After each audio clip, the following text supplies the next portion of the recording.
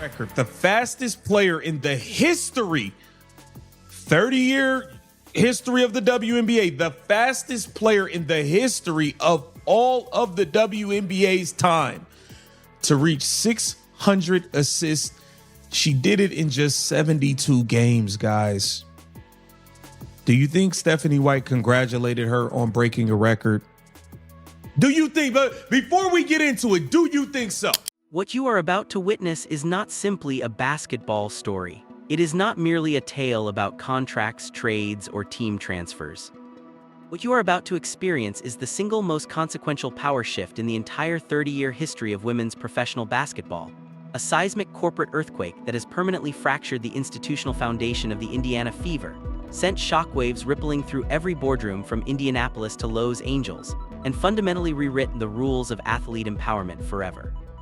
Consider this before we go any further. Caitlin Clark just became the fastest player in the entire 30-year history of the WNBA to reach 600 assists. She accomplished this extraordinary milestone in just 72 games. 72 games, ladies and gentlemen, not 100, not 80, 72.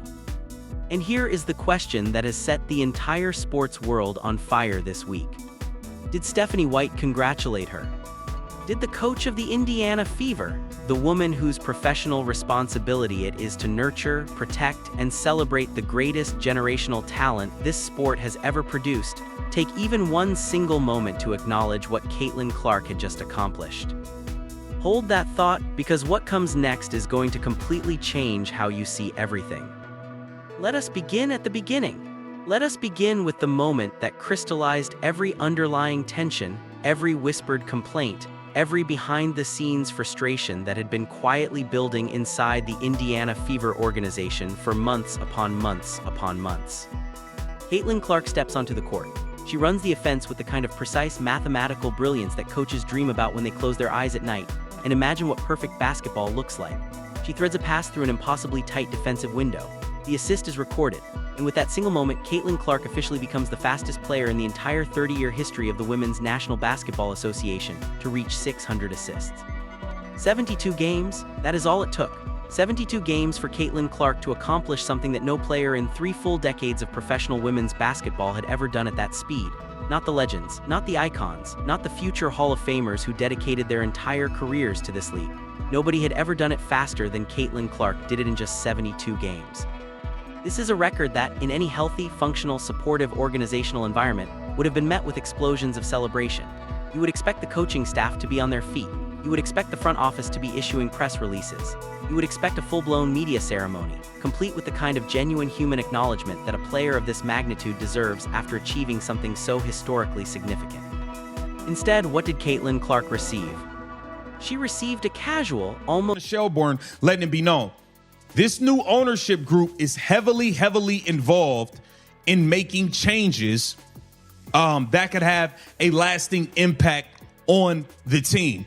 And this is the ownership group, the Walter Group. They came in and made the big splash for Luka Doncic. They're the ones, they're not bringing back LeBron James. They are ushering in the new faces of the league, and there's no bigger face in women's sports than Caitlin Clark. The Walter Group is looking to get Caitlin Clark locked in LA. They see the malpractice that's going on, and you better believe they're going to be scouring the market for a GM that may have a good relationship with Caitlin Clark or Caitlin Clark's representation, somewhere where they can tie this thing together.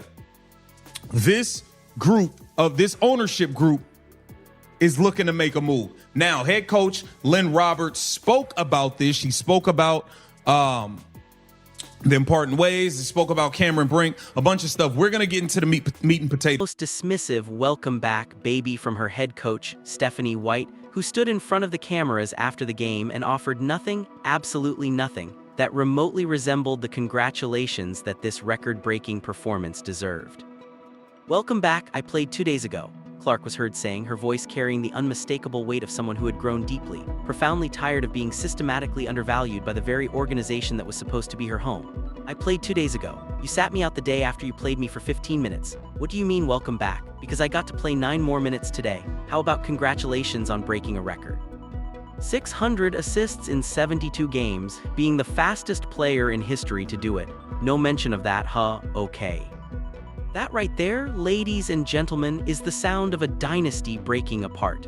That right there is the sound of a generational talent recognizing, with absolute crystal clarity, that the organization surrounding her has fundamentally failed her at every single level.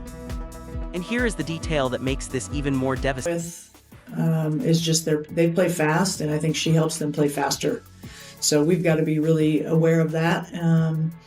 And that's why, our defense on, when did we play? Monday. In the half court wasn't bad.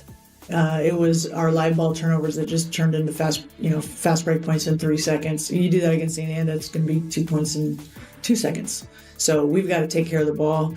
And obviously your pickup point begins higher with Caitlin out there. She can shoot it once across this half court, and she will. So obviously she's another tremendous player to add to them. And the first time we played them, she played. Last time she didn't. So we've seen both. Thank you. Yeah. She'll shoot it as soon as she cross half court. She'll shoot it as soon as she cross half court. It seemed like everybody around the league be recognizing the greatness of Caitlin Clark, except the damn coach that she has. And Lynn Roberts went on to laud about Kate Martin as well, who looks like she might be there long term with the Sparks. Look at this interaction post game between Caitlin Clark and Kate Martin. Yeah. Austin. Yeah. Caitlin like, look, man, don't even worry about it. You looking good in this purple and gold. I can't wait to join you. I can't wait to join you in LA, girl. I miss you, bestie. I miss you, bestie. Caitlin is ready to get to LA for good. Caitlin is ready to get to LA permanently. Let's take a look at what Lynn Roberts had to say about Kate Money Martin. Yeah, at this level. But when she is out there, what kind of advantages do you have when she's able to slide up that way? Yeah, and I mean, desperate times seek desperate measures, right? So we are, Stating. When Kelsey Mitchell broke her record when a beloved Fever player achieved something worthy of recognition, Stephanie White's reaction was completely different. The emotion was real. The acknowledgement was enthusiastic. The celebration was genuine and public and loud. Kelsey Mitchell received the full weight of her coach's emotional investment when she broke a record. Caitlin Clark, the fastest player in 30 years of WNBA history to reach 600 assists, received a generic welcome back. Ask yourself this question and ask it honestly. How is it even remotely possible that a professional head coach in the highest level of women's basketball could stand in front of cameras and microphones and not once acknowledge what her player had just accomplished? How does that happen accidentally? How does that occur through simple oversight or distraction? The answer, as millions of fans and analysts around the world are now beginning to understand with frightening clarity, is that it does not happen by accident. It does not happen through forgetfulness. It does not happen because Stephanie White was too overwhelmed. It's restriction off me, guys. That's what Caitlin Clark is thinking.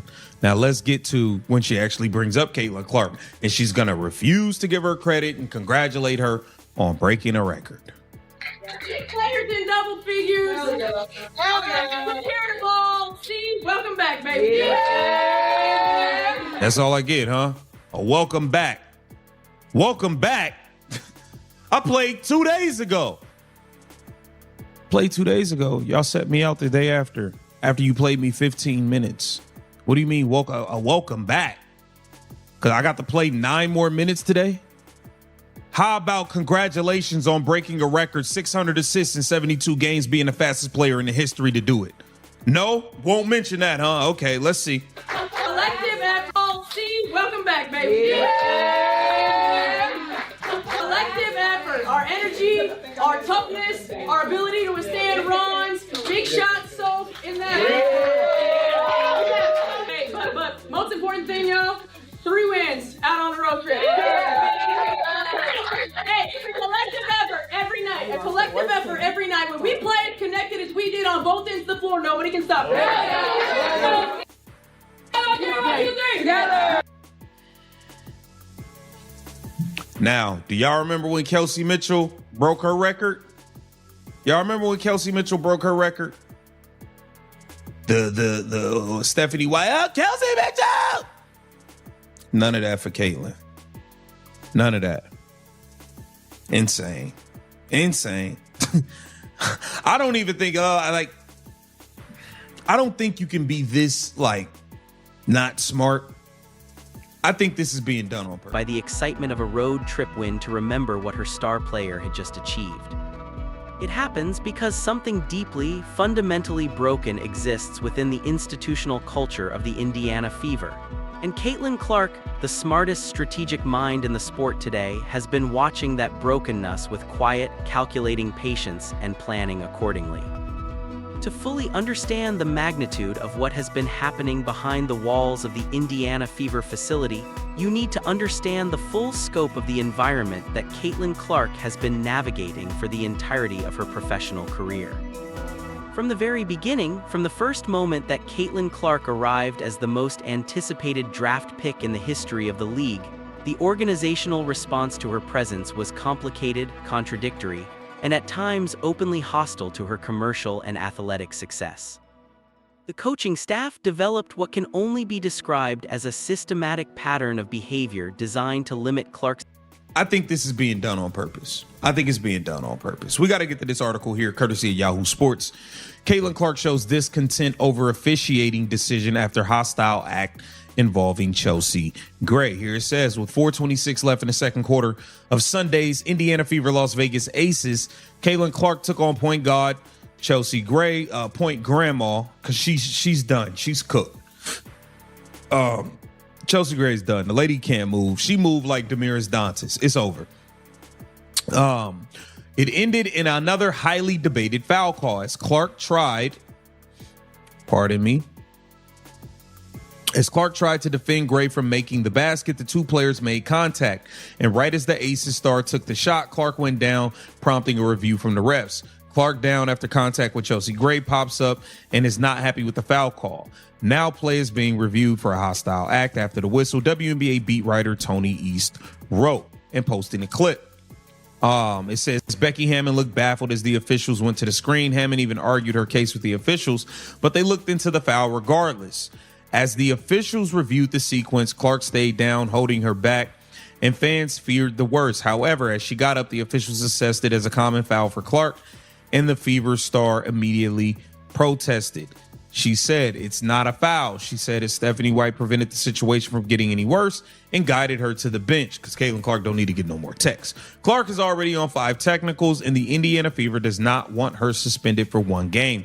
Clark's fitness also remains a concern for the Fever after she missed 2 games because of the back injury she picked up June 24th versus the Mercury. Here it says, oftentimes when you're coming back from injury, fatigue is also a factor, and building endurance is also a factor. When you're fatigued, you have a tendency to get Visibility, reduce her statistical dominance, and quietly suppress the commercial power that her generational stardom was generating for the entire franchise. Bench rotations were structured in ways that appeared specifically designed to keep Clark off the floor during the moments that mattered most. Late-game isolation became a recurring pattern that left the sport's most dynamic playmaker watching critical possessions from the sideline while other personnel handled the ball in high-leverage situations. Press conferences were conducted with a carefully manufactured neutrality that consistently stopped short of giving Clark the unambiguous, enthusiastic public support that her performance merited. Consider the pattern of minutes restrictions alone. Any objective observer examining Clark's playing time distributions throughout the season would immediately notice something that defies conventional basketball logic. Here is a player who is breaking all-time records. Here is a player who represents the single greatest commercial draw in the history of women's professional sports. Here is a player whose jersey sales, television ratings, arena attendance numbers, and social media engagement metrics dwarf every other player in the league, and it is not particularly close. And yet, somehow, the coaching staff of the Indiana Fever made the administrative decision to repeatedly limit this player's exposure, to manufacture artificial rotational excuses for keeping her off the floor, and to sit her out games while simultaneously questioning her physical readiness in ways that conveniently aligned with keeping her statistically and commercially suppressed. This is not the behavior of a coaching staff that genuinely wants to win championships. This is not the behavior of an organization that recognizes the once-in-a-generation opportunity it has been handed. This is the behavior of a management structure that has become so threatened by the commercial and cultural power of one individual player that it has made the institutional choice to manage her down rather than lift her up. And through all of this, Caitlin Clark watched. She observed every rotation decision. She processed every press conference. She cataloged every moment of deliberate recognition withheld, every record left unacknowledged, every achievement met with generic organizational language instead of genuine human celebration. And quietly, methodically, with the same strategic precision that makes her the greatest playmaker in the sport today, she began making her plans. Inside the Indiana Fever facility, amid all the administrative chaos and the institutional dysfunction, one relationship emerged as the singular bright point of genuine human connection in Caitlin Clark's professional experience. Sophie, the one player who, through every administrative betrayal, through every rotation slight, through every press conference where Clark's achievements were minimized or ignored entirely, remained a consistent and unwavering source of support for the sport's biggest star. This is important to understand because the dynamic between these two players represents something far more significant than a typical friendship between teammates.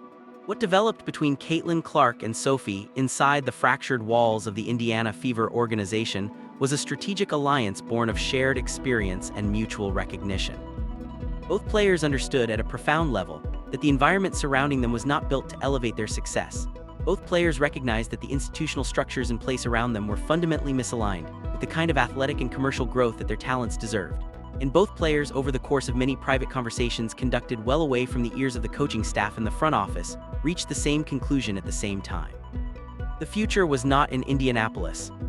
When the Los Angeles Sparks made their initial approach, when the ownership group that had already demonstrated its willingness to make bold, transformational moves came calling with the largest financial offer in the history of women's professional basketball, Caitlin Clark's response was not immediate acceptance. It was a condition, a single, non-negotiable, take-it-or-leave-it ultimatum that demonstrated with absolute clarity exactly where Clark's loyalties lay and exactly what kind of organizational culture she was determined to build around herself going forward. Sophie comes with me. The $50 million agreement is off the table if she does not. The Los Angeles Sparks ownership group did not deliberate. They did not schedule follow-up meetings. They did not request additional time to consider the financial implications of a dual signing. They looked at the most commercially valuable player in women's sports history, understood the magnitude of the loyalty she was demonstrating, and they executed the dual hostile signing without hesitation. In one swift, precisely executed midnight acquisition move, the Sparks took both star players from Indiana's franchise in a well-coordinated corporate operation that left the Fever's front office completely flat-footed, scrambling for responses to a situation they had never seen coming because they had been too focused on managing Clark down to notice that she had already been quietly planning her exit for months. To understand the full weight of what the Los Angeles Sparks ownership group has just set in motion, you need to understand who these people are and what they have already demonstrated they are capable of achieving. This is the Walter Group. This is the same ownership collective that came into the market and made the kind of bold, transformational move that everyone told them was impossible, and then executed it with the kind of calm, methodical precision that separates genuinely visionary ownership from the timid, reactive management style that has defined too much of professional sports for too long. These are the same people who looked at the NBA market and decided that the future they wanted to build required making decisions that conventional wisdom said were unreasonable. They made those decisions anyway, and the results have validated every choice they made. Now they have set their eyes on women's basketball, and the first thing they recognized, the first and most important strategic insight that drove everything that followed, was that there is no bigger commercial force in the entire landscape of women's sports than Caitlin Clark. Adrienne Shelbourne, one of the most connected and respected reporters in basketball, made this plain in her analysis of the situation. The Walter Group, she explained, is heavily and personally involved in making changes that are designed to have a lasting impact on the franchise. They are not passive ownership. They are not the kind of group that writes checks and then disappears to let the basketball people handle the basketball decisions. They are engaged, they are ambitious, and they have identified Caitlin Clark as the centerpiece of the vision they are trying to build on the West Coast. And the evidence of that commitment is visible everywhere you look. The Sparks have been actively scouring the market for a general manager who has a strong, established relationship with Caitlin Clark or with Clark's representation. They are building organizational infrastructure specifically designed to support and elevate the kind of generational talent that Clark represents. They are constructing a commercial and athletic environment that is the precise opposite of everything the Indiana Fever has offered her. Where Indiana gave her minutes restrictions, LA offers maximum exposure. Where Indiana gave her generic press conference acknowledgments, LA offers genuine organizational celebration. Where Indiana gave her passive-aggressive roster decisions and a coaching culture that seemed more interested in managing her commercial power than amplifying it, LA offers the kind of full institutional commitment that a player of her magnitude has always deserved and never fully received. Head coach Lynn Roberts has been vocal in her own way about the kind of talent the Sparks are assembling. When asked about the challenge of facing a lineup that includes Clark's playmaking abilities, Roberts spoke with genuine respect and tactical awareness that stands in sharp contrast to the dismissive organizational culture Clark has experienced in Indiana. "She can shoot it as soon as it crosses half court," Roberts acknowledged plainly, "and she will." That is not a statement of concern, that is a statement of respect. That is a coach who understands what she is looking at when she looks at Caitlin Clark and who has the professional intelligence to acknowledge that greatness publicly and without qualification. Compare that to Stephanie White standing in front of cameras after Clark breaks a 30-year record and offering nothing more than a casual team-wide celebration that made no mention whatsoever of the historic individual milestone her star player had just accomplished. The contrast could not be more stark. The choice could not be more clear. The environment surrounding Caitlin Clark in Indiana has grown so corrosive that even the officiating has become a source of public controversy that further complicates her relationship with the franchise's institutional culture. In a recent matchup against the Las Vegas Aces, with just over 4 minutes remaining in the second quarter, Clark found herself in a defensive position against Aces point guard Chelsea Gray. The sequence that followed resulted in a foul call that Clark immediately and vocally disputed, a reaction that was entirely understandable given the context of the play, but which also highlighted the razor's edge that Clark has been walking in terms of her technical foul count. The play was reviewed by officials for what was characterized as a possible hostile act following the whistle. Aces head coach Becky Hammon appeared visibly baffled by the review process, arguing her case with the officials while the sequence was examined on replay. The crowd held its collective breath as Clark, who had gone down after contact with Gray, remained on the floor holding her back, an image that sent waves of anxiety through her massive global fanbase, many of whom were already concerned about the back injury she had sustained earlier in the season. When Clark got back to her feet and the officials made their ruling, a common foul assessed against Clark, she was immediately and unmistakably furious. "It's not a foul," she said clearly, her frustration absolutely palpable and completely understandable to anyone who watched the play objectively. Stephanie White intervened at that moment, one of the rare instances where the coaching staff's guidance actually served Clark's immediate interests. Recognizing that Clark, already sitting on 5 technical fouls for the season, could not afford the consequences of escalating the confrontation with the officials any further. 6 technical in the near future carries suspension implications, and the Indiana Fever could not afford to lose their franchise player to a preventable 1-game absence. But here is the layer of this story that deserves careful examination. The back injury that kept Clark out of 2 consecutive games earlier in the season was itself a product of the same organizational dysfunction that has characterized her entire Indiana experience.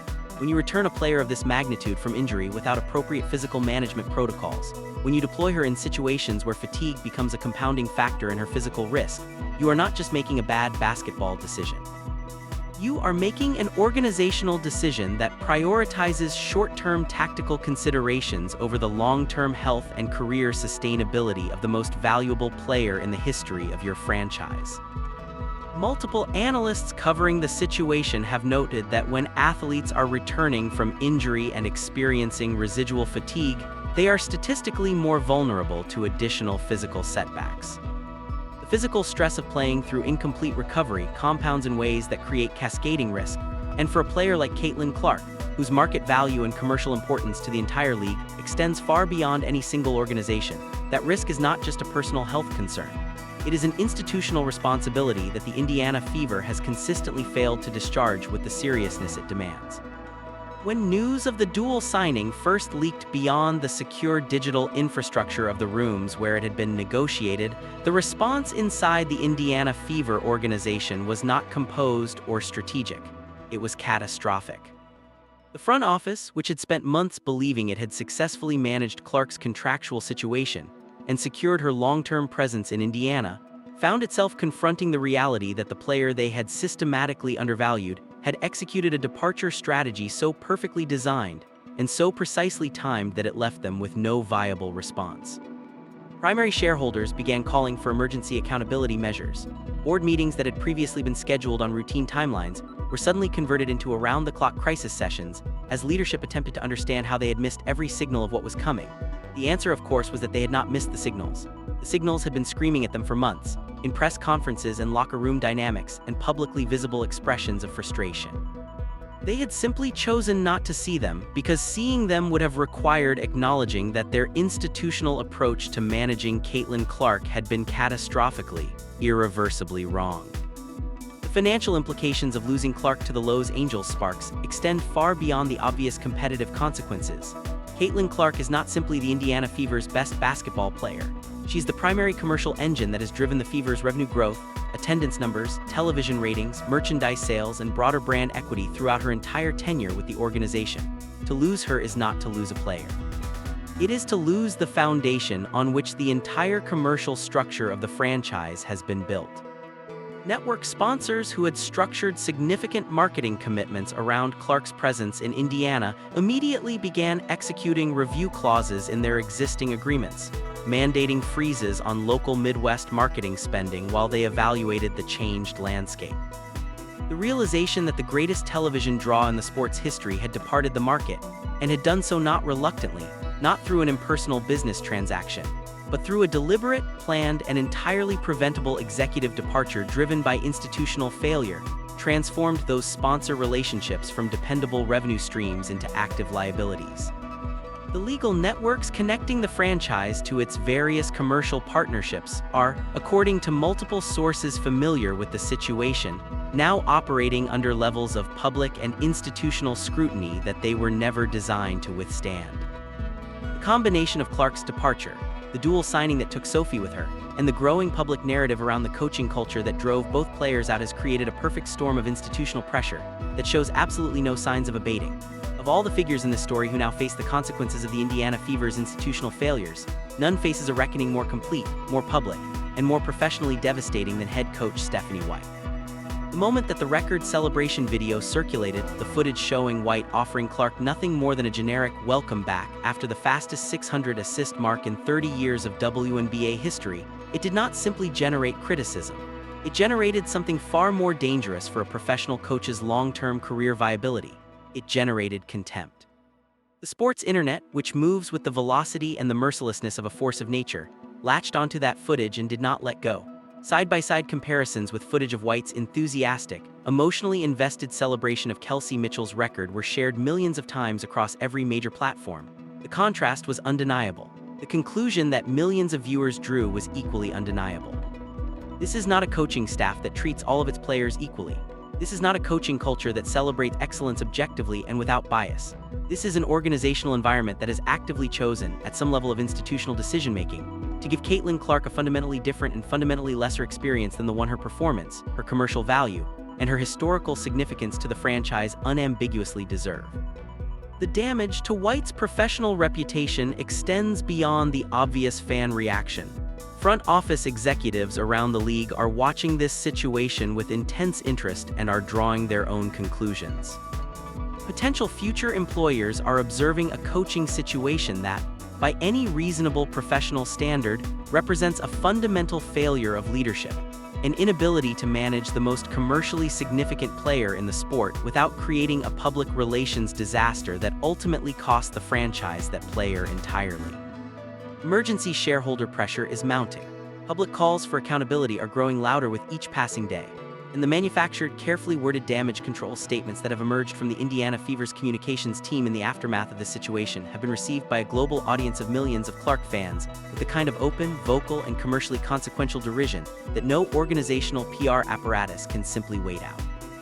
Adding another layer of fascinating complexity to this already extraordinary situation is the presence of Kate Martin within the Los Angeles Sparks organizational structure, and the implications of that relationship for the larger story unfolding around Caitlin Clark's professional future.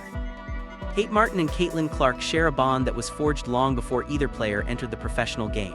The footage from their post-game interaction, the warmth, the obvious affection, the playful energy of two people who genuinely love each other and have genuinely missed sharing a basketball environment together, tells a story that no amount of official organizational messaging can contradict or complicate. Watch that interaction and you see exactly what Clark's future in Los Angeles would look like. You see the kind of human connection, the kind of genuine relational foundation that makes the difference between a professional environment where an athlete merely performs and one where they genuinely flourish. You see Clark looking at the purple and gold of the Sparks uniform that Martin is wearing and seeing something that looks, for the first time in a long time, like home. Lynn Roberts has spoken publicly about Martin's contributions to the Sparks organizational culture in ways that suggest a coaching staff fully capable of nurturing the kind of multidimensional talent that Clark represents. The acknowledgement is genuine, the respect is evident, and the organizational enthusiasm for building around exceptional talent rather than managing it down is visible in every public statement Roberts has made about the direction of the franchise. The architecture being assembled in Los Angeles with a visionary ownership group, a coaching staff that understands and publicly celebrates generational talent, an established relational foundation through Clark's existing connection to Martin, and the full commercial and cultural weight of the West Coast media market behind it, represents everything that Indiana has failed to provide. It is not simply a better contract. It is a better life, it is a better professional experience, and it is an organizational environment that, for the first time in Clark's professional career, looks genuinely capable of supporting the full expression of what she is capable of becoming. What is happening here is not simply a WNBA story. What is happening here is not simply a basketball transaction or a coaching controversy or a commercial negotiation. What is happening here is a fundamental and permanent rewriting of the rules that govern the relationship between exceptional athletic talent and the institutional structures that claim the right to manage that talent. Caitlin Clark has just demonstrated, to every professional athlete watching, in every sport, at every level, across every market and every demographic, that the power does not belong to the organization. The power belongs to the player. The power belongs to the generational talent. The power belongs to the person whose brilliance fills the arenas, drives the television ratings, sells the jerseys, and generates the commercial value that everything else in the organizational ecosystem is built upon. When Clark issued her ultimatum, when she looked at the Los Angeles Sparks ownership group and said, clearly and without hesitation, that Sophie comes with her or the deal is dead, she was not simply negotiating a contract. She was making a statement that will echo through professional sports boardrooms for a generation. She was demonstrating that the calculus of power in professional athletics has permanently shifted, and that the institutions which refuse to recognize that shift will suffer consequences that are both immediate and irreversible. The Indiana Fever is currently experiencing those consequences in real time. Every sponsor conversation, every shareholder meeting, every communications crisis that the franchise's leadership is navigating right now is a direct and unavoidable result of the institutional choice they made over and over again, across many months and many opportunities for course correction, to manage Caitlin Clark down instead of lifting her up. And the rest of the sports world is watching. Athletes in the WNBA, the NBA, the NFL, Major League Baseball, professional soccer, and players at every level of professional athletics are observing this situation and internalizing its lessons. Organizations around the world are being forced to examine their own institutional cultures and ask themselves an uncomfortable question. Are we building environments that celebrate generational excellence, or are we allowing bureaucratic jealousy and administrative insecurity to suppress the very talent that makes us commercially viable? The answer to that question, and the willingness to act on it honestly, will define which franchises thrive in the next era of professional sports, and which ones find themselves on the wrong side of a cultural and economic revolution that Caitlin Clark has now made inevitable. History will record this moment with precision and without ambiguity. It will record that the Indiana Fever, in possession of the greatest generational talent in the 30-year history of women's professional basketball, made a systematic and repeated institutional choice to undervalue, under-acknowledge, and ultimately drive away the player who represented their single greatest commercial and competitive asset. It will record that Caitlin Clark, facing an organizational environment that refused to celebrate her historic achievements, that minimized her playing time while maximizing the commercial benefits of her presence, and that gave her a welcome back when history demanded a standing ovation, responded not with anger or impulsiveness, but with the same quiet, methodical, brilliant strategic intelligence that makes her the greatest playmaker in the sport today. It will record that she built an alliance, identified her conditions, issued her ultimatum, and executed a departure that simultaneously secured her own future, protected the teammate who had supported her through everything, and sent an unmistakable message to every organization in professional sports about the consequences of institutional failure. And it will record that the Los Angeles Sparks, guided by an ownership group with the vision to recognize generational greatness when it came calling and the organizational courage to meet it on its own terms, were the beneficiaries of Indiana's failure and the architects of what promises to be the most exciting chapter in the history of women's professional basketball. The fastest player to 600 assists in 30 years of WNBA history deserved better. She knew it, the world knew it, and ultimately, Caitlin Clark decided that knowing it was not enough, that she was going to do something about it. She did, and nothing in women's professional basketball will ever look quite the same again. Let us be completely clear about what has just happened, because the full magnitude of this moment demands that kind of clarity. Caitlin Clark broke a record that no player in 30 years of professional women's basketball had ever broken at that speed. She achieved something historically extraordinary. She deserved celebration, acknowledgement, and the full emotional weight of an organization that understood what it had in its possession. Instead, she received a welcome back. And so she left. She left with intention, with intelligence, with loyalty to the one teammate who had truly supported her, and with the kind of strategic precision that has always defined her game on the court and now defines her decisions off it. The Indiana Fever will spend years calculating the cost of this moment. The Los Angeles Sparks will spend years celebrating the reward. And the rest of the sports world will spend a generation learning from the lesson that Caitlin Clark has just taught every organization that ever confused the privilege of hosting greatness with the right to suppress it. The revolution is not coming. The revolution has already arrived.